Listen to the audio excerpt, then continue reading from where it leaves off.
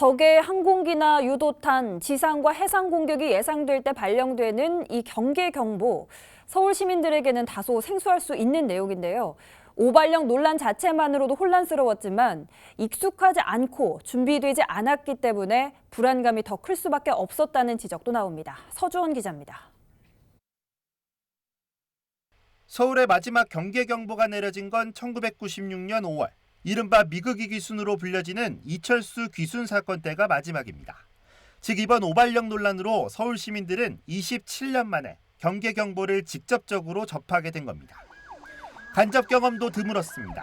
서울에서 공습 대비 민방공 훈련은 지난 16일 6년 만에 처음 진행됐습니다. 2017년 8월 이후 전국 민방위의 날 훈련은 대부분 자연재난들 위주였습니다. 406차 민방위의 날은 화재, 이후 내리 2번은 지진 대피 훈련, 409차부터 412차까지는 다시 또 화재, 413차에는 지진 대피 훈련을 했습니다. 행정기관인 자치구들도 경계경보 발령이 어색한 건 시민들과 마찬가지입니다. 경계경보 발령 즉시 시군구 단위에서는 어떻게 대응해야 하는지 물으니 뚜렷한 역할이 없다는 반응입니다. 대피시설이나 이제 이런 거를 한 번도 이제 7년 동안 훈련을 안 해보니까 실질적으로 조금 제한되는 면이 있는 것 같아요. 법령에는 이런 게 조금 미비하긴 미비해요. 전문가들은 지금이라도 기초자치단체들의 공습 대비 매뉴얼을 정비해야 한다고 말합니다. 시민들의 혼란을 최소화할 방안이 필요하다는 겁니다.